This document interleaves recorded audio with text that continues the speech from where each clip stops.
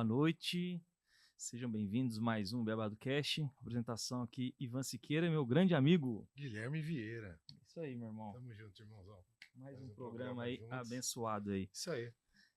E hoje, pessoal, temos o prazer aqui nos estúdios da Summer, né, de receber aqui um grande amigo aqui, Adriano Costa, Head de Vendas da Austin Motors. Boa noite, meu amigo. Boa noite, obrigado pelo convite, obrigado pelo espaço, espero contribuir aí com o programa. Com certeza. Com certeza. É isso aí. Isso é um papo muito bom, muito bom. Sim. E antes de iniciar esse bate-papo, vamos agradecer aos nossos patrocinadores. A Câmara Municipal de São José dos Campos está conosco, né? Um grande abraço aí para os nossos amigos que estão junto com a gente nesse projeto. Também nossos apoiadores, o Everton e a Carol, da Everton Joias, né? Se quiser comprar um presente aí, ô Adriano, ó, já tem um local para te indicar já, tá? Embora tá chegando, eu acho que o próximo é Dia dos Pais, né? Na hora de receber, né? Fica a dica. Verdade, ó. Se liga aí, pessoal. E também o nosso amigo também da Arena Dibis, que é uma escolinha de futebol que tem a parceria da Internacional de Milão. Bem legal. Tem desde o Baby Foot, que é o inicial, sub-9, 11 até o 15. É um negócio bem legal aí. Tem fazer um trabalho evento. bastante bonito, um trabalho de excelência. E tem uma galera legal lá. Foi o Júnior Penta, vai, o Edilson lá, o Corinthians foi lá também visitar. Isso é um projeto legal lá. Mas vamos lá, vamos bater um papo aqui que interessa aqui, que é sobre a Austin Motors, né, meu amigo? Queria saber o seguinte, você assumiu esse cargo com a missão de estruturar e expandir a Austin Motors, né? Que é um desafio. Quais foram as principais mudanças operacionais que você fez aí? O que você pode dizer pra gente que deu certo? O que ainda está sendo implementado? Legal. Primeiro, para situar, né, o pessoal entender o que é a Austin Motors. A Austin, ela nasce há 25 anos atrás na região leste de São Paulo. Se fosse seguir o alemão, seria Austin, né, não Austin. Todo mundo fala Austin. Por ser a primeira concessionária BM da Zona Leste de São Paulo, adotou o nome Austin. E como concessionária BMW, ela foi prosperando, foi crescendo, foi adquirindo novas marcas. Hoje nós representamos 8 marcas, somos 12 concessionárias e temos um plano robusto de expansão para os próximos anos, né? Pelo menos mais 2 marcas confirmadas, uma que eu posso adiantar aqui em São José dos Campos. Então, esse processo de crescimento, é uma empresa familiar, Sim, acaba gerando uma série de dores internas, né? Então, o trabalho de estruturação é de dentro para fora, né? Estruturar os seus processos, organizar o que acontece nos bastidores, né? Que o cliente não vê, para continuar comprometida e entregar para o cliente final a melhor experiência. E hoje o desafio é grande com a competição, com a concorrência e principalmente com a profissionalização das marcas que a gente representa, né? Então, todas as marcas têm áreas de qualidade muito bem estruturadas, estão medindo a todo tempo a satisfação do cliente. Então, hoje um cliente nosso, por exemplo, deixa um carro para fazer a revisão, quando ele sai da revisão, ele recebe um pop-up no próprio aplicativo da montadora perguntando como foi a experiência. que legal. E a nota de satisfação, as notas de corte são muito altas, né? Então, a gente precisa atingir 95%, 96% de NPS, né? O cálculo do NPS, ele tem um impacto muito grande quando um cliente insatisfeito menciona. Então, a gente vai ter um número muito grande de clientes muito satisfeitos para compensar aquele eventual cliente insatisfeito. Muito acima da média, né? Isso é muito importante. E para que isso aconteça lá no final da linha, a retaguarda tem que estar muito bem estruturada. Legal. Importante, um dado importante. Antes se falava, né, que um cliente satisfeito elogia para um cliente satisfeito vai falar mal para 10. Por isso a métrica. É mais ou menos isso. Então, um insatisfeito, descontado do total de clientes que responderam 9 ou 10, para você atingir 95%, matematicamente, às vezes, dependendo do tamanho da amostra, você tem que ter 100, 200, não é nem 10, mas 100, 200 clientes para poder compensar aquele um que a gente não mandou tão bem. Né? Tem o direito de informação hoje, né? A gente está aqui hoje em tecnologia lá em cima. Hoje o cara pesquisa tudo, sabe do carro. Às vezes o cara sabe mais que o vendedor. Não poderia, mas esse cara sabe. Chega lá questionando o vendedor por um monte de situação, né? É verdade. Então tem que ter esse cuidado, né? E aí, situando, desculpa, Sem problema. A Austin representa, então, 8 marcas, né? Nesse momento são 7 marcas. Então, a gente representa a BMW, que foi a primeira, Land Rover. Né? Então, aqui em São José, a gente tem essas 2 marcas, né? BMW Automóveis e Land Rover.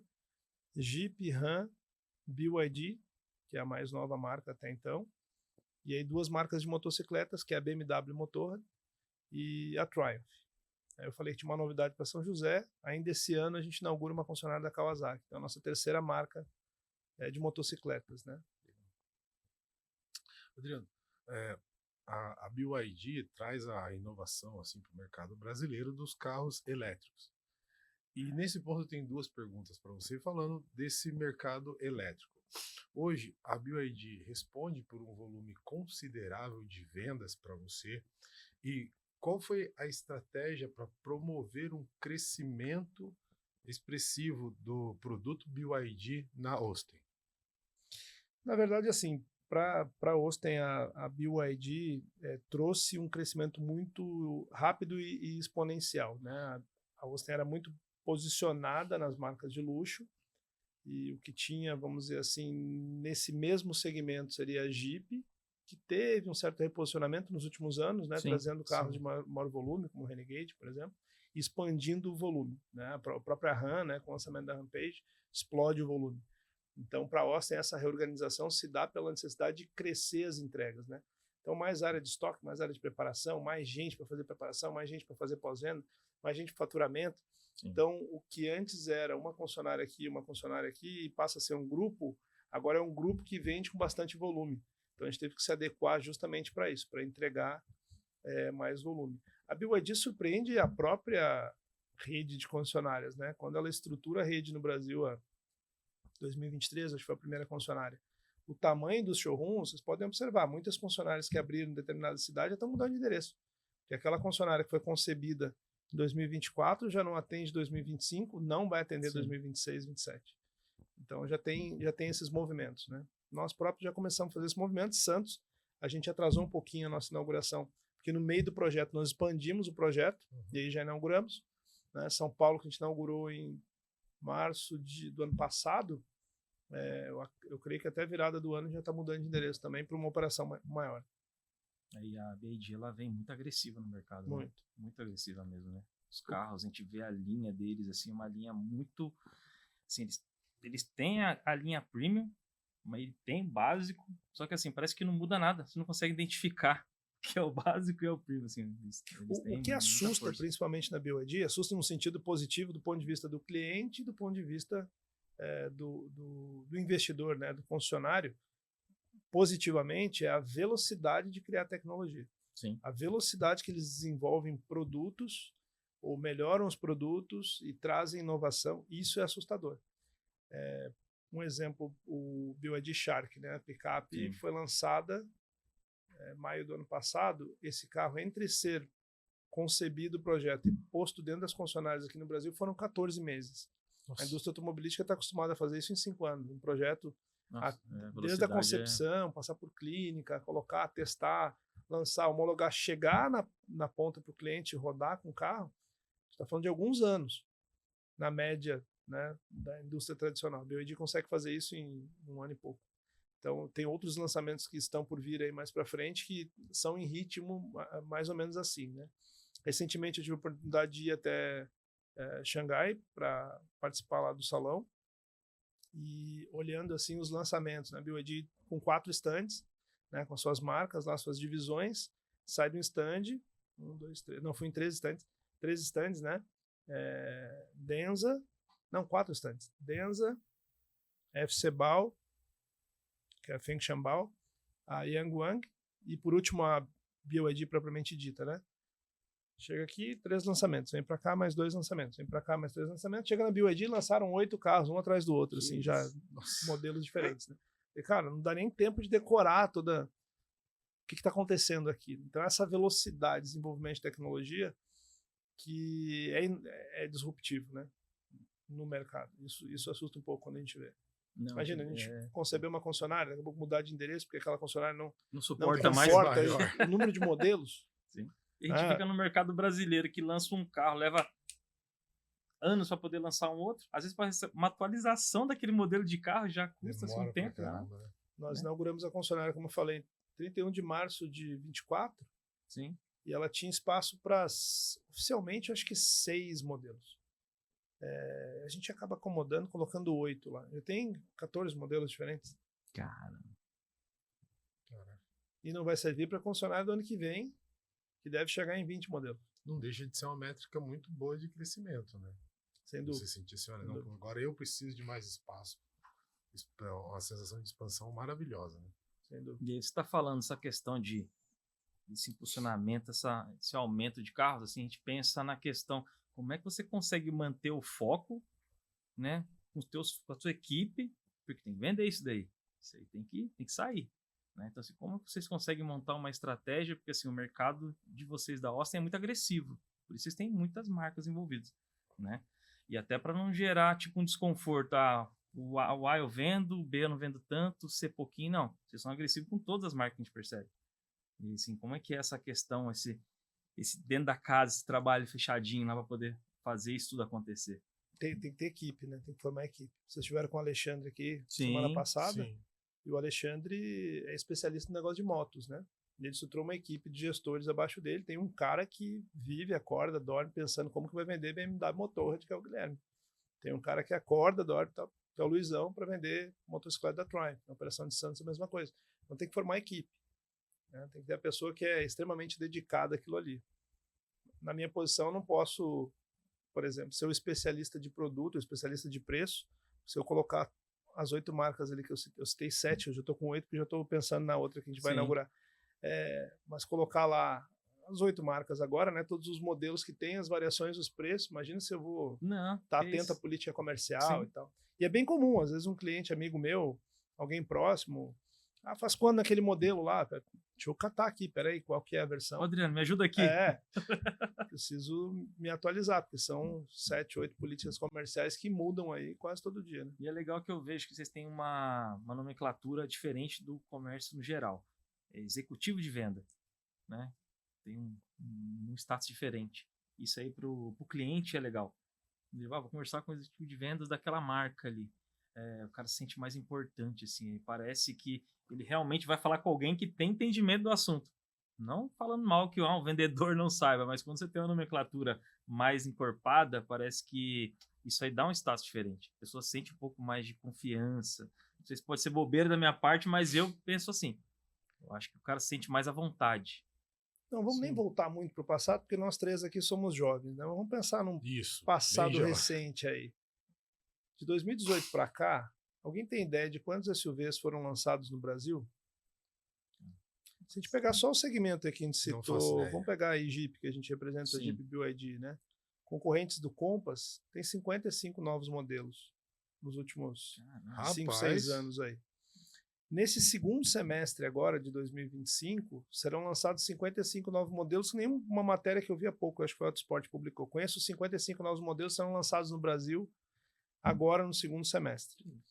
Dentro de uma determinada linha, tem inúmeras variações. Sim. Então, o que o cliente precisa? Isso que eu falei, material humano é a coisa mais importante do negócio do varejo. Né? Então, a gente precisa desenvolver uma pessoa que seja especialista para poder ajudar a pessoa a escolher o que ela realmente precisa. Né? Porque muitas vezes o consumidor ele não tem noção exata daquilo que vai atendê-lo. Né? Ele entra dentro de um showroom com uma expectativa de que um veículo vai atender a necessidade dele e ele vai descobrir, depois de fazer a compra de um bem durável, né, que deprecia, que não é aquele o ideal, ele vai querer fazer negócio, vai perder dinheiro, né, de trocar o carro muito rapidamente. Então, a figura do executivo ela é fundamental para isso, para ajudar a definir aquilo que o cliente de fato precisa, a forma de pagamento, como que ele vai fazer, se é a melhor saída ele fazer um financiamento maior ou menor, né, talvez não se deixar de dispor de uma reserva de emergência para dar de entrada e ficar sem capital, talvez ele fazer um financiamento um pouco maior. Então, enfim, o papel do executivo é muito importante na hora de tomar essa decisão, né? De escolher o produto, de escolher a forma de pagar, de fazer esse planejamento junto com o cliente. E internamente, eu costumo falar sempre com o meu time que a figura do executivo ele tem que ter a visão de ser um empreendedor. Como se ele fosse ali sócio da empresa, tem uma parte do negócio, né? Porque são vários os produtos que giram em torno de uma concessionária, não é só o veículo novo. Então, a gente tem o veículo novo, tem o veículo usado, tem uma lista de produtos financeiros, uma lista de seguros. Tem vários negócios que giram em torno de um negócio só. Sim. E se o executivo ele tem essa visão, que ele é um empresário, e ele está ali para resolver uma dor, resolver um problema do nosso cliente, né? E fidelizar esse cliente, ele pode perdurar naquela posição por muito tempo. Foi bacana você falando. E a impressão que eu tive é que o executivo de vendas, ele vai realmente auxiliar o cliente na compra. Por uma maneira errada. Estratégia exata, né? Uma maneira errada, a gente pensa assim, um pensamento comum, já pensei assim, antigamente, eu confesso, que você vai entrar numa loja e vão querer te empurrar qualquer coisa. E você descreve aqui exatamente o contrário. Não, olha, é buscar adequar o produto que você quer, buscar adequar a melhor forma para você pagar. Isso traz até uma segurança para o cliente na hora que ele está comprando, né? E assim, pegando o gancho, meu querido, falando um pouquinho de gestão comercial, que eu sou muito curioso, não sou da área, mas sou muito curioso, quais são os principais insights e desafios assim de mercado, falando de oportunidades para o setor automotivo, na sua visão, Adriano? Você fala do ponto de vista para as pessoas, oportunidades profissionais. Sim. Olha, eu acho que o segmento de vendas, a gente estava falando um pouquinho sobre IA antes, né? Eu estou curtindo demais estudar o tema e sempre surge aquela dúvida assim, né? Será que o executivo vai deixar de aparecer, de existir, ou será que o gestor comercial? Quais serão as profissões que vão deixar de existir no futuro próximo, né? Sim. São boas dúvidas, não sei, não vou estar lá para responder, mas eu fico pensando assim, o que o ser humano tem de especial que a tecnologia ainda não conseguiu suprir? Porque se a gente for pensar assim, bom, um bom gestor comercial, ele tem capacidade analítica. Cara, ele não tem nem um terço da capacidade, nem uma fatia mínima da capacidade analítica que a inteligência tem de fazer isso. Com certeza. Logo, não vai ser isso que vai preponderar, né? Eu acho que o que a gente ainda tem de essencial são as habilidades humanas de relacionamento. Então, por que é importante o papel de um executivo, de um gestor comercial, uma pessoa que lidera uma operação, para fazer esse negócio prosperar? Para fazer aquilo que só o ser humano sabe fazer, que é acolher as pessoas que entram ali. Olho no olho, que né? É ouvir, que é entender, que é sentar, que é... Sabe? Eu fico desapontado, seja em qual for o segmento, pode ser na minha operação, quando acontece comigo como consumidor. Sempre vai acontecer algum tipo de problema. Sim. Sempre pode acontecer, né? Ou o veículo quebrar, ou sei lá, qualquer coisa, atrasar, sempre pode acontecer. E é esse acolhimento na hora que acontece o problema que a gente vê quem realmente tem a capacidade de fidelizar, né? De ouvir, de atender. Então, para quem que o cliente liga o dia que acontece uma infelicidade do carro dele quebrar no meio da rua? Tem que ligar para o vendedor, porque é o cara que vai vender o próximo carro para ele. Que passou confiança para ele, que teve empatia. E aí é nessa hora que o vendedor deixa a operação, sai da casa dele, onde ele estiver, vai lá e socorre, atende, estende o braço, agenda a revisão, seja lá o que for. Mas é ele que é o suporte, que é o ponto de contato para o cliente, né? Na boa e na ruim. Eu acho que o papel das pessoas no ambiente de vendas é isso, é fidelizar, fazer isso ao longo de muito tempo, né? Essa parte da confiança ela é fundamental, né? Isso aí as máquinas não conseguem ainda, né? Passar pra gente. Isso aí o ser humano ainda... E isso não é só preço, tá? Às vezes tem uma relação muito prostituída, se me permitem a palavra, de achar que um bom relacionamento é feito porque vende barato. Não. Eu não consigo pensar dessa forma. Eu não sento no restaurante para tomar uma garrafa de vinho e ficar calculando assim, nossa, o cara comprou essa garrafa por X, botou 2X, está vendendo por tanto, a margem dele é tanto. Não, eu quero saber se o ambiente é agradável, né? Se ele pensou no cliente na hora que ele escolheu lá os materiais que ele empregou no banheiro para você ter algum conforto, se o garçom te atende bem. Então a gente pensa na experiência como um todo, se a gente está se sentindo bem naquele ambiente ali, na margem que está obtendo, né? Então quando eu vou fazer um negócio com um amigo, obviamente eu não quero que seja o local mais caro que eu vou pagar, mas isso não é preponderante. Sim. Não é preponderante para definir o que se eu vou fazer negócio ou não. Mas isso acho que tem mudado na cultura principalmente aqui no Brasil, isso daí. Não de carro, de tudo no geral. Assim, hoje a pessoa não se apega muito só na questão do preço. Ela vê tudo que tem esse movimento mesmo. Essa experiência, o que vai agregar, ponto positivo, feedback das pessoas que já têm. Essa parte hoje que a internet hoje ela ajuda muito e ela atrapalha muito também, que passa muita informação que não é correta. Às vezes a pessoa vai lá e cai no conto, igual você falou, compra um carro, lá chega lá, puxa vida, esse carro não era nada que eu esperava. Fica 5, 6 meses, daqui a pouco tá lá trocando o carro de novo lá. Vou dar um exemplo, eu trabalho nesse negócio há mais de 20 anos, vou fazer 25 anos agora. E eu gosto muito de trocar de carro e, mais recentemente, de moto. Então, volta e meia, troco o carro da esposa e tal. Eu nunca, nesses 25 anos, coloquei o meu carro para vender num site de anúncio. Eu sempre entreguei meu carro como parte de pagamento de outro carro, ou para a empresa que eu trabalho, ou para algum parceiro lojista, alguém que vai revender o carro. Sim. Pelo simples detalhe, eu quero fazer um negócio, receber o Pix, ou receber como parte de pagamento, transferir o documento e não me incomodar. E de preferência uma empresa idônea que vai fazer esse negócio da mesma forma com um terceiro. Justamente pensando no preto no branco, negócio correto. Então, veja, eu trabalho no meio, teria meios de talvez, né, me beneficiar dessa margem, que seria a venda do item. Eu não consigo pensar desse jeito. Eu prefiro pensar que eu vou fazer muito mais dinheiro se eu tiver concentrado no meu negócio lá, que é disso que eu vivo, do que eu ficar tentando vender o carro, fazendo uma transição ou outra aqui. Você estava falando sobre vendas de cliente, até interessante, que hoje vocês têm um portfólio muito grande de marcas, né? E assim, são clientes de perfis totalmente diferentes, né? Jovens, adultos, idosos, assim. Como que você monta uma estratégia? Assim, tem um executivo, ele é específico em cada marca. Mas no geral, você, Adriana, assim, como que você analisa isso em reuniões? Pessoal, cara, BMW, a gente tem que fazer uma ação mais agressiva esse mês. A RAM, beleza, já está forte no segmento. Como que é essa questão de você se adequar no mercado brasileiro, né, que hoje está aumentando muito nesses carros de grande porte, que eu tenho visto até a questão da BYD com a Shark, ela entrou até para poder entrar em força na questão da RAM, né, assim, como é que é esse bate-papo aí com esse monte de gente diferente, com esse leque gigante de marcas aí? Em cada concessionária, em cada região, e principalmente em cada marca, as pessoas vão se especializando naquilo ali. Não quer dizer que alguém que venda motocicleta não vai vender carro. Sim. Não quer dizer que alguém que venda um Dolphin Mini não vai ter capacidade de vender uma Range Rover de 2 milhões de reais, como a gente entregou uma aqui em São José.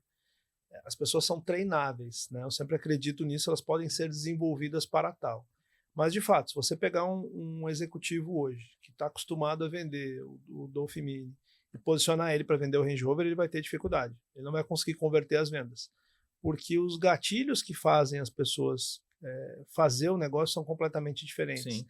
As estratégias de vendas, né, que a gente utiliza para fazer esse caminho de decisão são diferentes.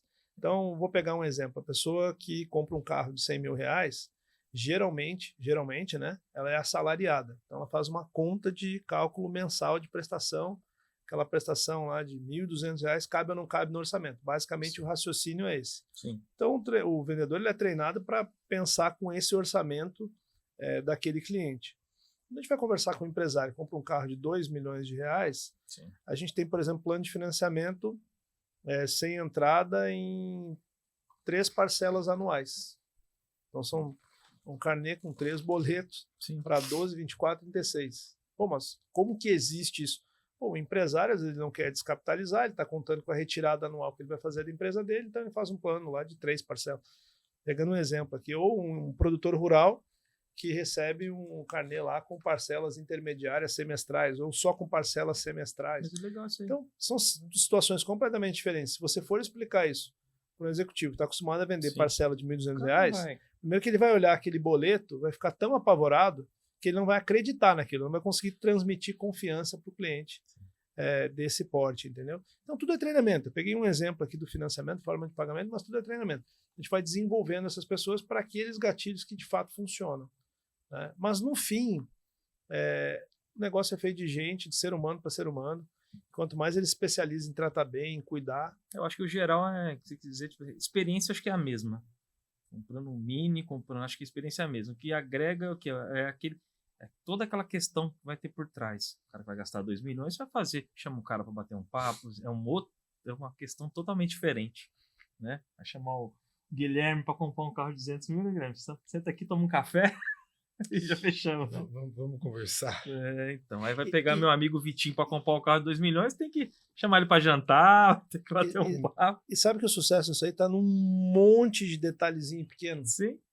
Monte de detalhezinho pequeno e é pessoal. Então, já aconteceu assim, por exemplo, a gente ligar, né, ou eu ligar e falar assim, eu queria comprar um determinado carro. Você avalia o carro tal? Eu queria avaliar o carro. Ixi, mas isso é repasse. O cliente nem sabe que termo é esse. Sim. Isso é uma tratativa que é feita nos bastidores. Aquele carro não foi classificado para ser vendido dentro da concessionária. Então, ele vai ser repassado para um outro empresário que é especializado naquele tipo de veículo lá. Isso é uma transação interna. Não tem que ser discutido com o cliente, sabe? É comigo no Mas telefone, a implicância que o cliente fica do outro lado, ter ouvido assim, pô, tá desqualificando meu carro? Ele pensa que tem alguma coisa muito agravante no Né? carro que ele já tem vai. de errado? Já vai ligar onde ele comprou lá, já vai criar um. Então, são pequenos detalhes que definem no final se o cliente vai comprar daquela empresa ou não, se ele vai continuar fidelizado àquela empresa ou não.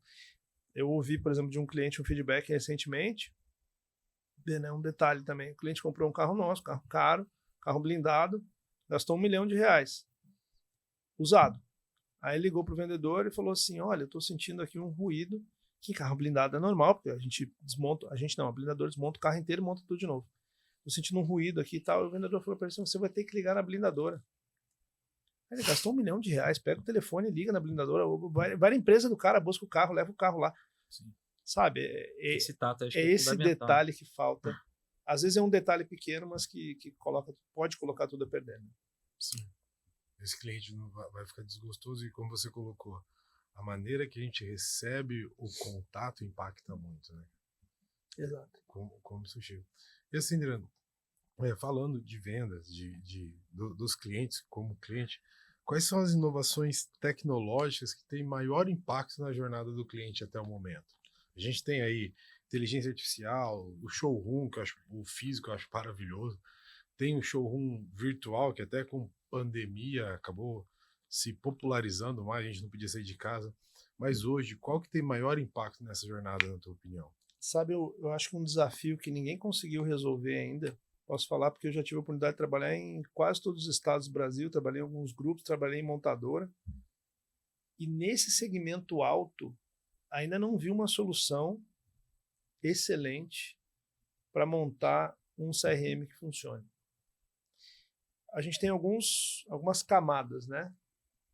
Alguns layers. Então, primeiro vem a montadora, e ela é, de certa forma, dona do dado, porque ela é quem produziu o veículo. Sim. Então, até legalmente, né, ela tem que saber quem é o proprietário do carro, porque se tiver que fazer um recall, ela tem que avisar.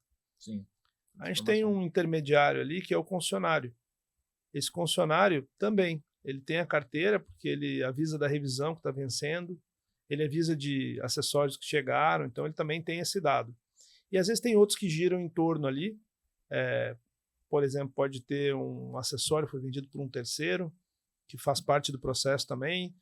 Por exemplo, você colocou PPF no seu carro, então você tem um parceiro que fez isso. Tem o banco que financiou, então, enfim, pode ter outros que giram ali. Então, a gente tem aí pelo menos 3 camadas de donos da informação. Isso a gente está falando de quem comprou. Quem não comprou, por exemplo, a gente tem corretora de seguro, seria mais um parceiro. Quem não comprou fez contato com a concessionária e não comprou, mas pode ter estabelecido alguma relação. Por exemplo, ele pode ter ido num evento da concessionária e aí ficou lá na base de cadastro. Ele pode ter ido lá ter comprado uma roupa, mas não é dono do carro ainda. Ou ele pode ter comprado o carro, a moto, numa loja de um parceiro, de um particular, e fazer o serviço na concessionária. O cara conseguir criar uma ferramenta, de fato, assim, ó, que interligue isso tudo, esse vai ser águia. Ninguém fez isso ainda. Por trás, o que acaba tendo? Um monte de base de dados. Sim. Um da montadora, um do banco, um da corretora, outro do usado, outro do que passou, outro. E aí sabe quais são os outputs, né? As coisas que acontecem, as saídas lá que acabam atrapalhando o negócio. O Ivan foi lá na minha loja ontem, da BYD, foi atendido pela vendedora, e ele mal saiu de lá, já está minha vendedora da Jeep ligando para ele. Daqui a pouco ele recebe outro WhatsApp, não sei de quem. E esse, ou ele comprou o carro da BYD, ele está recebendo uma promoção da. Então, por quê? Porque cada uma das montadoras resolveram ter o seu CRM. E eles não fazem tudo, né? CRM é o Sistema de Gestão de Relacionamento do Cliente. Cada uma tem o seu. Só que não tem mais hoje um concessionário que tem uma marca. Raríssimas exceções no Brasil tem um concessionário com uma marca. Então, quanto mais marcas você tem, mais sistemas diferentes você utiliza. E aí o banco daquela montadora tem o sistema dela de financiar os carros. Só que você tem dentro da montadora X N bancos diferentes que você financiou. Entendi. Então imagina essa organização toda, essa desorganização toda, quando você não tem um processo unificado de se comunicar com essa pessoa. Então vou dar exemplos. Eu, por exemplo, antes de vir para São Paulo, tinha comprado minha primeira moto numa concessionária e fazer manutenção em outra. Sim. E eu sempre gostei de consumir conteúdo. Pô, na concessionária que eu fazia manutenção, eu deixei meu cadastro, eu pedi, me avisa sempre que tiver palestra do assunto que eu gosto de ir. Nunca me avisaram. Até um dia que eu reclamei no Instagram deles lá. Falei, teve ontem aqui uma palestra do cara tal que eu queria ter assistido. Me chama, cara. Quando tiver evento aí, se tiver que pagar, eu pago, mas deixa eu ir, né? Eu era cliente, né? Sim. Não me chamavam.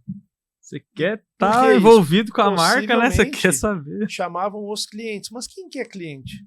Eu fazia minha revisão sempre lá, eu não sou Sim. cliente. Sim, com certeza. Eu só não tinha comprado a primeira moto lá, tinha comprado em outro lugar. Então, esse eu acho que é um desafio que a tecnologia, com todas as ferramentas que já existem aí, ainda não conseguiu resolver. Ah, mas tem uma solução pronta para ir? Pronta não tem, porque se você comprar uma solução pronta, ela não vai interligar vários sistemas diferentes. Isso no auto eu acho que ainda peca. No imóvel também. Esses dias eu fui inventar, tá querendo ver um imóvel em São Paulo, meu amigo, a gente recebe metralhado de ligação depois da mesma construtora. A mesma construtora chega a ligar 8 vezes no mesmo dia. Banco de dados. Mesma construtora, ligar 8 vezes no mesmo dia. E assim, eu vivo de vendas há muitos anos. Então eu acabo sendo gentil com todo mundo que me liga ali, porque eu sei que eles estão tentando fazer o mesmo que eu também faço, né? Sim. Falei, amigo, essa é a 6ª ligação que eu recebo hoje da mesma construtora. Coloca uma marquinha aí, assim, ó, o cliente não vai comprar nos próximos 3 meses. Até tem interesse daqui a 3 meses, mas antes de 3 meses, não me liga de novo, mas é a 6ª hoje. Aí desliga de um outro número diferente, recebe mais uma ligação da mesma construtora, uma pessoa diferente. Pelo menos nesse segmento, eu acho que eles deram uma evoluída em algumas coisas, mas essa solução aí do CRM ainda não. Então, até você estava falando de um assunto aí, eu quis formular uma outra pergunta. Do Adriano mesmo. Quando a gente tem essa nomenclatura Red de vendas, que significa o cabeça, a pessoa que praticamente vai centralizar esse negócio, né? Corrija se eu estiver errado. Como é que faz quando você chega nesse status já? Com certeza a cobrança deve ser muito maior e assim, a cobrança sua, pessoal, deve ser muito grande, porque quando a gente trabalha com multimarcas, você trabalha com todo tipo de público. Assim, como que o Adriano consegue trabalhar isso daí no dia a dia, você na sua casa, para você montar todas as estratégias pessoais para você poder fortalecer sua equipe? Sabe o que é engraçado, né? No meu cartão está escrito lá, comercial, né? Apesar de ser head de vendas, a única coisa que eu não consigo fazer é venda. Sim. Né? Porque assim, imagina, a gente acaba tendo que montar a estratégia de vários negócios diferentes. Correto. Então tem que olhar uma série de indicadores e tal, tem uma parte analítica da história. Eu tenho que fazer relacionamento e faço, interajo com as montadoras dessas diversas marcas aí que eu citei. E dentro das próprias montadoras tem as áreas, né? Então você tem que interagir com alguém da qualidade, você tem que interagir com alguém do marketing, tem que interagir Sim. com alguém de vendas, com alguém da distribuição. Então tem que fazer essas interações todas. E tem o meu time inteiro que eu tenho que interagir. E além disso, tem a parte interna, que é o nosso back-office, que eu tenho que fazer as interações. Então a gente tem uma questão pontual com a contabilidade, tem que interagir com a contabilidade, com o financeiro, com o RH, com todas essas áreas. Então o único lugar que eu não tô é no showroom com os nossos clientes. Até sinto falta um pouco disso. Mas é que o desafio, né, de você dirigir o negócio é esse, é você estar interagindo com todas as frentes. Isso eu estou olhando só do ponto de vista de 2 interfaces ali, Sim. dentro da operação e com a montadora. Se a gente for olhar para a sociedade, que a gente tem que estar interagindo, e outras frentes, fornecedores, esse nível de contato se espalha. Então, eu me cobro muito para ter um nível de organização, né, dos compromissos e para tentar usar o tempo com qualidade, para poder estar presente de certa forma, ou presencialmente ou por contato com uma certa frequência e uma certa qualidade com a minha equipe. Então, hoje, por exemplo, eu me divido em 3 áreas, né? Moro em São José dos Campos, tem as operações em São Paulo, a Austin está presente em São José dos Campos, São Paulo e Santos. Então, por exemplo, amanhã é um dia que eu estou em Santos. A gente tem 4 lojas lá, em breve 5, né? Hoje de 4 marcas. Em breve eu vou inaugurar a 5ª loja lá na Praia Grande. Então eu vou para aquela praça, ela tem que visitar 4 lojas no dia. Divide o dia mais o deslocamento. Com quantos gerentes eu falo? No mínimo com 5 gerentes. A gente tem 9 seminovos. E de 4 negócios diferentes. Com que qualidade a gente fala com eles e com que qualidade fala com as equipes de vendas, né? Sim. E aí mais os clientes. Então, tem que ser dedicação total a ter esse contato pessoal. Então, eu me cobro muito disso. Eu acho que o desafio é conseguir gerir o tempo, né, com qualidade, porque no final das contas eu coloco em primeiro lugar o desenvolvimento do meu time. Eu acho que é minha primeira prioridade, né? E aí, na sequência, talvez desenvolver processos que fiquem robustos a ponto das pessoas trabalharem com mais qualidade. Então, eu acho que esse seria uma segunda prioridade que eu teria aí na minha atividade, né? E aí, claro, vem relacionamento com clientes, vem todo o resto aí que eu citei. Essa questão que você falou da viagem, ela é importante porque assim, o cara se sente importante. Porque você tá lá em São Paulo, o cara tá em Santos, pô, o Adriano não vai vir aqui essa semana, cara. Queria tanto tirar uma dúvida, pegar uma orientação. Então, esse deslocamento, esse tempo que você pega, você acha que é fundamental para toda a equipe. Fortalece o cara, motiva mais, né? E faz o que você falou, melhora a qualidade do cara. Isso aí é o ponto mais sábio que tem. Que você trabalha a sua equipe e dá qualidade para sua equipe, cara, eles vão começar a ter inovação, eles mesmos vão te dar ideias aí que às vezes você nem pegou, de melhorias. Assim, eu acho que isso daí acho que é importante, isso aí, cara. Fundamental. Uma pergunta, você falando, e eu ficava com uma pergunta na cabeça, até não tão técnica, mas uma curiosidade minha, Adriano. Quantas horas tem teu dia? Porque é tanta coisa para gerenciar, tanta coisa para fazer. E por mais que ela pareça boba, mas é muito sincero. Quantas horas tem o dia do Adriano? Porque para alguém pode achar que é fácil, não é fácil, é uma responsabilidade gigantesca. Ter toda essa operação visível para você, e você tem que ter isso visível. Daí, quantas horas tem teu dia, Adriano? E eu acho muito pertinente a tua pergunta. Eu faço essa pergunta para alguns pares. Tenho esse hábito. Inclusive, no último grupo que eu trabalhei, a base do grupo ficava nos Estados Unidos. E eu lembro que eu sentei de um lado de um colega que cuidava de uma região dos Estados Unidos que ele tinha 80 concessionárias. Nossa. E eu fui sentado do lado dele para jantar, porque ele tinha recebido premiações. E aí a primeira pergunta que eu fiz para ele, cara, me fala um pouquinho da tua agenda. Quantas marcas você tem? Aí ele não lembrava ao certo se eram 40 ou 45 ou 43 em 80 concessionárias. E aí as perguntas que eu fiz eram semelhantes a essa que como é que você fez? Como é que é a tua rotina? Né? Com que frequência? Sabe o nome de todos os teus vendedores? Eu sei o nome dos meus vendedores. Você sabe o nome de todos os teus gerentes? Né? Quantas vagas você tem aberta agora? Então, assim, são coisas, obviamente, né? Com uma estrutura muito maior, ele tende a ter mais gente que ajuda a tocar o tempo dele. Mas é natural, quando a gente vai prosperando na carreira, querer continuar colocando a mão em coisas que antes a gente colocava. Então a gente tem que começar a soltar, acreditar, empoderar as pessoas, treinar, delegar, né, para que as pessoas façam isso.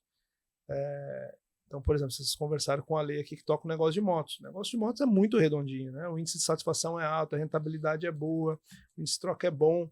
Então eu consigo, através da figura dele, ajudar a desenvolvê-lo para ser cada vez mais estratégico, os gerentes deles cada vez mais táticos, né? Então isso faz com que eu tenha um pouco mais de qualidade da minha gestão. Mas por dentro a gente sofre por vontade de colocar a mão. Né? Mas como é que é meu dia? Respondendo a pergunta. Desenvolvi um hábito de uns 10 anos para cá de tentar treinar todos os dias. Não é porque eu quero ficar com o corpo perfeito, mas eu quero ficar com a cabeça boa. Então, a atividade física é o que dá aquele equilíbrio, né? Porque senão a gente acaba descontando em outra coisa. Sim. E é natural, acho que todo mundo que empreende, e eu, embora não seja sócio da Austin, mas eu me vejo como tal, como empreendedor, né? Todo mundo que empreende funciona 24 horas por dia. Não tem um botão que você desliga, fala assim, agora eu não sou mais responsável, não sou mais empresário, não respondo mais por isso. Não tem. O que a gente consegue é tentar, talvez, desativar um pouquinho ali para curtir a família com qualidade, fazer isso. Então, procuro todos os dias treinar, né, ter uma atividade física, procuro usar meus tempos de deslocamento para fazer até algumas reuniões. Hoje, as companhias de celular ajudam um pouco, porque a qualidade do sinal está cada vez melhor, então a gente consegue, às vezes, fazer uma ligação de 30 minutos num percurso, né, fazer uma reunião em deslocamento, e procuro ter uma agenda de alguns compromissos fixos, né, que eu mantenho. E, então, por exemplo, eu tenho algumas reuniões de performance que eu faço religiosamente toda semana, e aí as pessoas já sabem antes o que a gente vai fazer, então já sabe quais são os indicadores que a gente vai ler, já sabe o que a gente vai estar cobrando, né? Inclusive aviso, olha, essa semana, daqueles 10 lá, a gente vai focar só em 3, são esses, tá? Então cheguem lá já sabendo do que a gente vai tratar, então acaba sendo mais produtivo. Né? E aí faço uma escala para participar dos eventos das marcas, porque aí tem muitos, né? Então a gente meio que, vai você nesse, vou eu naquele, vai aquele outro vai você. Então é convenção, lançamento de produto, reunião de marca, reunião de start de campanha. É bem, bem comum. Mas eu tive na China agora outro dia, hoje ligado, tem que ir alguém para a China semana que vem. Sim. Eu acabei de ir lá, não vou. Então tem que escalar alguém que vai representar a gente lá. Uma das partes importantes é o gerenciamento de tempo que você faz. Gerenciamento delegar, né? As coisas. Isso que eu ia falar agora, importantíssimo essa questão que você falou de delegar para as pessoas, porque assim, todo mundo que cresce, ele não consegue atuar em tudo. Aí você está falando do seu dia a dia, a gente pensa no nosso. A gente fica 24 horas no ar mesmo. É tão difícil a gente parar para poder, às vezes, dar atenção para a família, que é aquilo que tem mais de importante, eles acabam ficando de lado. Porque a gente fica naquele ciclo vicioso. E assim, você falou, é perfeito. Parar um pouquinho, nem que seja para fazer uma caminhada de 30 minutos. Você se desliga. Isso eu acho que é fundamental. A saúde, a gente vê hoje, índice, né? Infarto, é tanta coisa acontecendo. A gente, jovens aí, né? A gente pega a galera com 50 anos aí, para 60. Quantas pessoas a gente conhece aí, de empresários grandes, famosos aí que foram embora? Então, acho que isso que você falou é perfeito. Saber separar o seu dia e delegar as coisas para as pessoas. Você capacita, né? Pelo menos fica tranquilo. Sabe que está sendo feito com a mesma qualidade que você faria, né? E por incrível que pareça, eu sou administrador, né? Minha esposa fala que eu planejo tudo que eu faço. Assim, vou tirar férias, eu faço planejamento da viagem. Né? Tudo eu procuro planejar. Eu acredito muito nisso. O dia tem 24 horas, a gente tem que pegar essa régua, dividir ele. Né? Tempo de descanso, tempo de trabalho, tempo da gente se melhorar, então, de estudar. Nunca parei de estudar. Acho que isso é importante, saber dividir isso e tentar respeitar aquilo com qualidade. Né? Então, dormir com qualidade, acho que tudo é fundamental. Você falando nesse ponto, só pegando um gancho, mas não me alongando, eu aprendi, eu desenvolver o hábito de deixar minha hora do almoço ativa. Então, o que eu faço na hora do almoço? Eu caminho, é o horário que eu tiro para caminhar. Você tem vários insights, você pensa várias coisas, você se organiza. E quando eu não quero assim ativar o módulo criativo, eu comecei a desenvolver o hábito de estar ouvindo um audiolivro. Então eu vou caminhar num lugar mais tranquilo, sei que eu tenho um trajeto ali de 50 minutos e vou ouvindo um audiolivro. Daí, traz mais coisas, você aumenta o teu conhecimento, você fica mais culto mas por isso, fazer o gerenciamento de tempo e buscar estar com a atividade física em dia, por tudo que o Ivan falou, ativando a mente, nossa, é libertador quando a gente começa a fazer essas coisas, de verdade. Não, e esses bate-papos que a gente tem é tão... você nem consegue imaginar. Pra gente é tão educador que a gente começa a colocar no seu lugar e pensar, caramba, eu não faço isso. Sim. Eu não consigo parar um pouquinho para dar uma atenção para isso, para aquilo. Então, assim, é muito importante, né?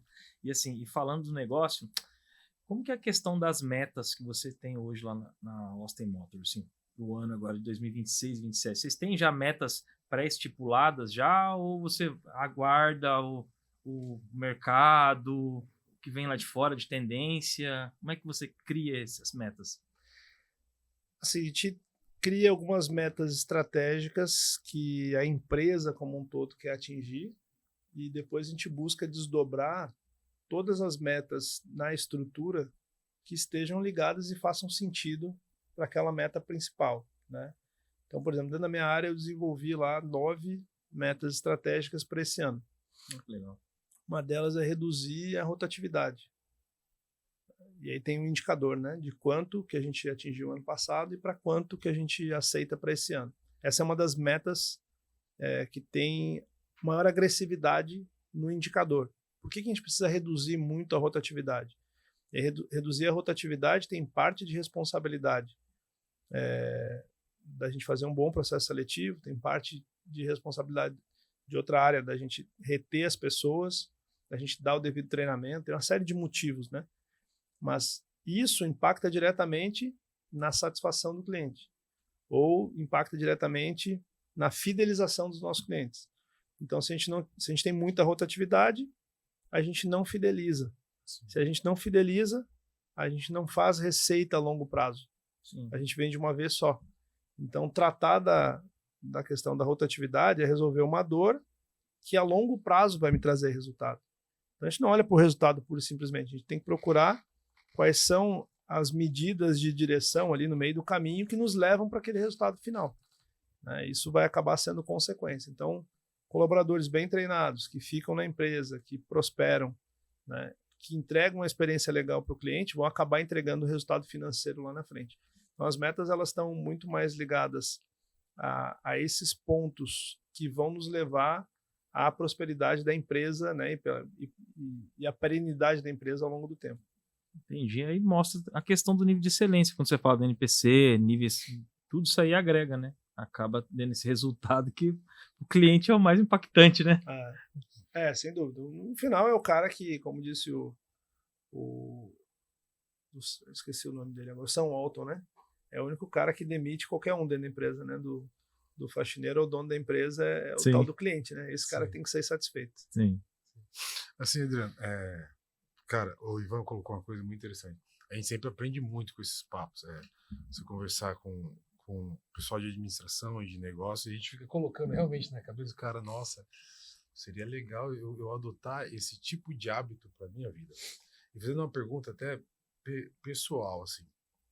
Você já citou que você tem 25 anos de experiência na área, já trabalhou em outros estados, e a minha curiosidade é quais desses aprendizados que você tem ao longo dessa carreira, não precisa listar, mas a gente falando da essência, traz hoje uma vantagem competitiva para a Osten? Bom, primeiro eu acho que o grande aprendizado é que a gente vai aprender para sempre, né? Sempre. Eu acho que o segundo é que a gente vai aprender cada vez mais rápido. A necessidade é essa, a gente precisa se transformar cada vez mais rápido. De fato, muita coisa que se utilizava 5 anos atrás, eu já nem enxergo mais para trás. Eu acho que 5 anos já se tornou um tempo muito longo, assim, para a gente olhar mais para trás, né? A velocidade que a gente precisa se aprimorar é cada vez maior. Então, a gente não pode parar e fechar a cabeça para tudo que está acontecendo. É exponencial a atualização que a gente tem que ter, né? Uma coisa boa, a informação está cada vez mais acessível. Eu tive a oportunidade de fazer 2 pós-graduações. Eu tinha começado uma primeira, acabei fazendo 2 depois. Uma 100% presencial e uma que foi híbrida. E aí, em função da pandemia, ela virou 100% digital. É totalmente AD. Há 5 anos atrás, eu achava que jamais ia fazer um curso online. Sim. Eu achava que não fazia o menor sentido. Pô, de fato, eu acho que muita coisa no presencial é legal, relacionamento e tal. Mas ficou barato você fazer um curso à distância. Ficou barato você ter acesso. Eu tive aula com o professor da Singularity University na Califórnia. Eu não poderia pagar por um curso lá, mas aqui do Brasil você consegue, através de instituições brasileiras, ter o curso com o mesmo professor. Ele vai dar os mesmos insights. A diferença é que ele vai estar na sua tela do seu computador. Sim. Então, isso democratizou o acesso à informação. E tem muito conteúdo legal disponível gratuitamente na internet. Agora, cabe a cada um de nós usar isso ou não, né? Ter acesso à informação, saber usar essa informação, consumir informação. Você tem as 2 opções. Consumir conteúdo que vai te agregar alguma coisa para o teu desenvolvimento, você vai se tornar uma pessoa melhor, ou você consumir, enfim, qualquer coisa que estiver disponível lá. Você falou de um assunto bem importante, bem delicado, que foi a questão da pandemia, né? Qual foi a maior lição que você teve nesse período, que é onde quem trabalha com venda, foi muito afetado, né? Principalmente vocês que trabalham muito com a venda presencial, o cara quer lá, quer ver o produto. Dificilmente ele vai comprar um carro de R$500 mil pela internet, só vendo por foto. Assim, o que ficou de lição, aprendizado, assim, o que vocês conseguiram reformular nesse período aí que foi tão difícil aí, né? Pra todo mundo, né? Eu acho que teve tanta lição, né? Pra gente como empresário, a gente como pessoa, teve tanta coisa que a gente reprogramou. Talvez uma delas, assim, como estrategista, é que nada é imprevisto. Poxa, mas não te pegou de surpresa? Claro que pegou, todo mundo. Sim. Mas não foi a primeira vez que aconteceu uma pandemia, né? Talvez leve mais um século para acontecer outra, mas uma situação que você fica vulnerável do dia para a noite, isso pode acontecer, né? Pode ou não pode acontecer uma tragédia na sua vida? Pode. Claro. Você está preparado para reagir numa situação dessa? Pode acontecer. Várias situações que acontecem e a gente considera que com a gente nunca vai acontecer. Isso vale para os negócios, vale para a nossa vida pessoal. Perfeito. Então a empresa estar saudável para passar por um momento de dificuldade é previsível, né? Então não é que não exista o imprevisto, mas acredito que a grande parte das coisas que já aconteceram já tinham acontecido antes ou de alguma forma a gente poderia ter se preparado para aquilo. Então a questão da previsibilidade eu acho que é uma grande lição, né? Quando chegou a pandemia, essa questão da digitalização, eu não me esqueço de uma reunião que eu fiz com a equipe e coloquei todos os pontos que nós já tínhamos nos desenvolvido antes da pandemia e falei assim, sabe o que muda para nós? Nada. A gente vai trabalhar 100% remoto e a gente chegou a trabalhar 45 dias 100% remoto, pelo menos isso, e a gente vai continuar trabalhando normalmente. Porque as áreas que precisam, né, estar em contato, ir lá receber o carro, entregar na casa do cliente e tal, vão continuar operando num regime especial. Mas a área comercial já era 100% online. A gente já tinha o processo da venda inteiro sem emissão de papel. E isso eu tive orgulho de liderar, né, de fazer isso, porque um dia eu vi em cima da mesa do vendedor 10 cópias de uma CNH. Falei assim, por que isso? Isso em 2016, 17, eu acho. Não, é porque é uma para cada área. Tem que tirar uma cópia para ela, para ele, para ela, para ele, para despachante, para não sei quem, para o banco. Cara, isso é surreal. Sim. Porque a gente digitaliza isso e bota num sistema lá que a gente tem na nuvem. Todo mundo tem acesso, mas por que tem que tirar? Não, mas tem que cada um monta o seu processo. Não acabar com esse negócio. Aí montei um programinha de digitalização. A partir de agora, nenhum carro vai sair da concessionária com uma folha de papel impresso. Acho que deu ali 2017, 2018 e já estava com esse processo implantado. E sabe o que foi legal? Teve um episódio, na época, no grupo que eu trabalhava, tinha um complexo em Curitiba que tinha mais de uma marca, né? E a área de faturamento ficava na mesma sala e as mesas eram de frente, assim, a faturista da marca que eu representava, que era Jaguar Land Rover, ficava de frente para a faturista da BMW, que naquela época eu já não representava a BMW. E aí chegou uma pessoa do escritório central do grupo, né? Na época era meu chefe. Aí ele olhou assim, a mesa da BMW era lotada de papel, de processo em papel. E o rapaz trabalhava na Land Rover, era quase que um tablet desse, um notebookzinho assim, e ele trabalhando no notebook. Aí ele olhou e falou assim, peraí, vocês dois exercem a mesma atividade, né? Sim. Por que a tua mesa é desse jeito, a dele não? Ele disse, aqui na Land Rover eles não usam processo. Cara, o sistema era o mesmo. Isso. Como é que uma operação tinha aquilo tudo 100% digital? Na ferramenta de assinatura digital, Sim. transferência de arquivo digital, nuvem, já existia. Estava ali disponível, era só querer usar. Né? Depois acabou virando meio que o padrão e aí teve que acabar com aquilo ali. Mas era uma iniciativa que já estava acessível, era só a gente reorganizar o processo para ficar mais simples. E convenhamos, até para o cliente é mais simples, né? Sim, faz a assinatura digital e resolve a distância, muitas vezes. Não organização, né? Você não perde documento importante, né? Tem risco também de alguém sabotar, perder alguma coisa, né? Para não falar que ele não imprimiu uma folha de papel na venda de um carro, por incrível que pareça, a gente tem o aplicativo, né, com o documento de rodar do veículo e acaba saindo com uma versão impressa, né? Sim. Ele acaba levando uma versão impressa, mas não precisaria. Ele com o aplicativo faz tudo por ali. Perfeito. Pessoal, quem está assistindo o bate-papo hoje aqui está tendo o prazer de conhecer um pouco aqui do Adriano Costa, né? Head de vendas da Austin Motors, né?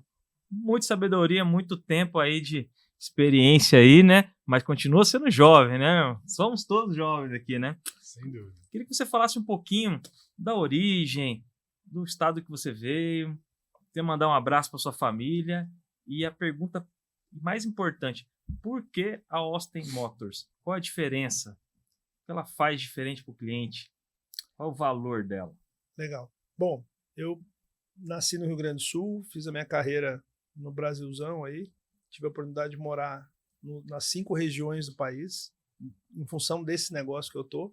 Saí do Rio Grande do Sul, morei em Brasília primeiro por uma transferência interna na montadora que eu atuei, comecei como estagiário, fui pela parte de distribuição de veículos, depois virei consultor de negócios, fui atuar no campo na região norte do país, baseado em Brasília.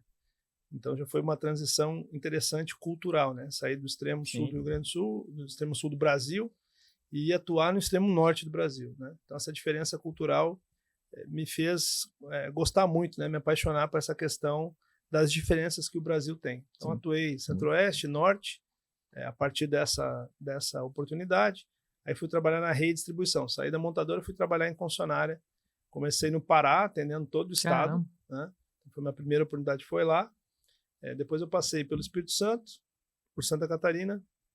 Atuei num grupo que tinha operações no Rio Grande do Sul e em Brasília ao mesmo tempo. Então me dividia nessas 2 regiões, em Santa Catarina. E os últimos 9 anos eu estava morando no Paraná, mas do Paraná eu já atuava em São Paulo, Mato Grosso do Sul, então tinha uma área maior com outras operações para cuidar.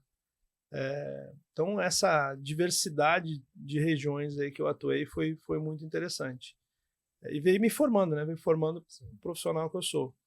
São Paulo, embora eu já tivesse operado concessionárias a partir do tempo que eu morava no Paraná, eu operei por um período, por 1 ano só, concessionárias que inclusive na época já tinham sido colocadas à venda pelo grupo que eu estava. Então a missão era fazer um bom ano e quando elas tivessem sido vendidas, elas serem transferidas, né, para o grupo que estava assumindo da melhor forma possível. Então foi um período curto.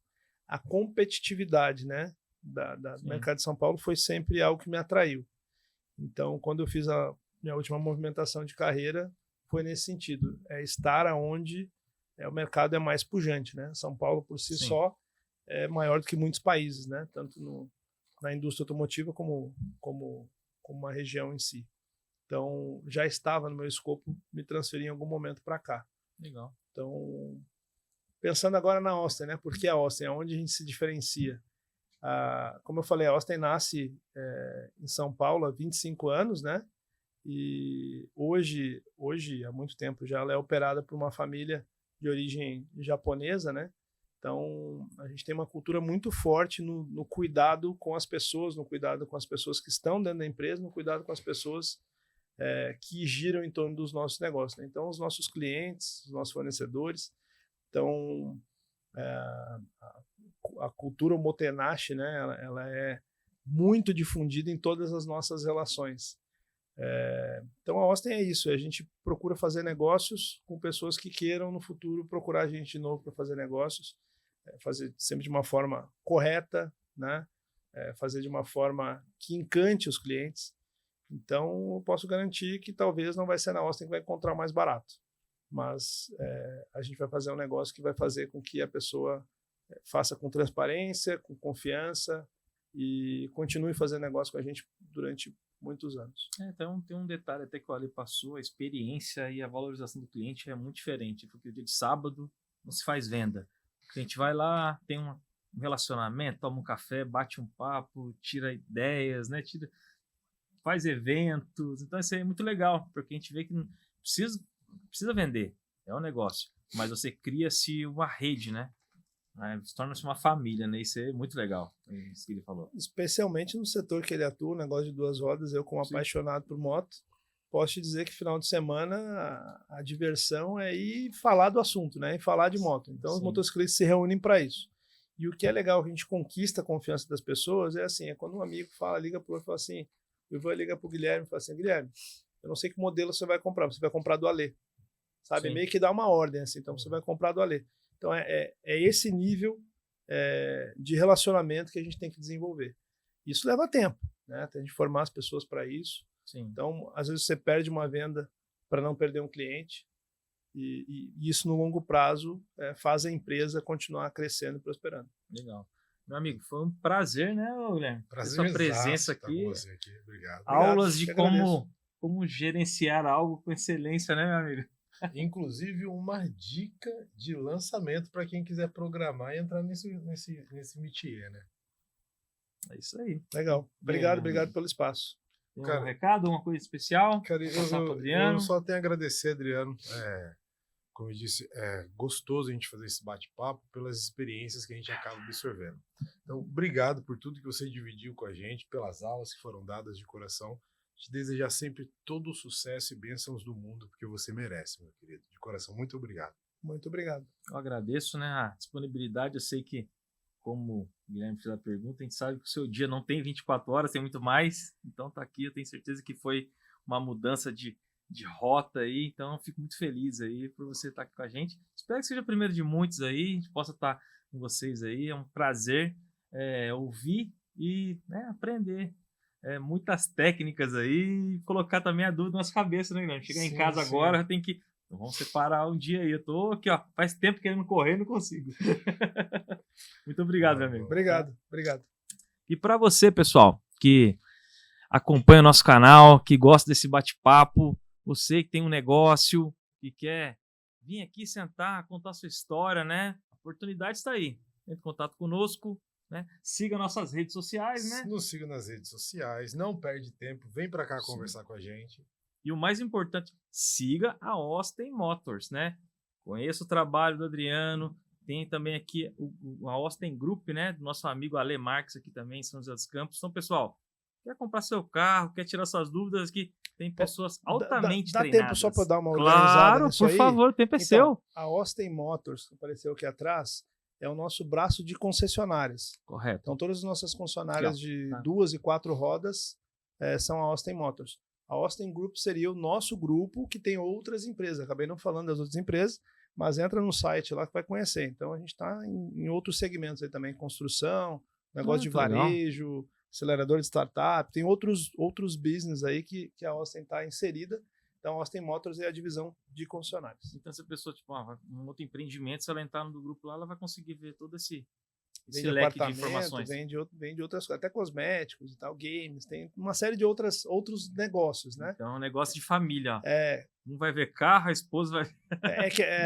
Por isso, eu fiquei no negócio de automóveis aqui, que é onde eu estou inserido. Sim. Não, é legal isso, ó. Pessoal, mais uma informação importantíssima aí, tá bom? Então, pessoal, aquele abraço, fica com Deus, né? Mais um Bebado Cash aí. Valeu, um abraço, tchau.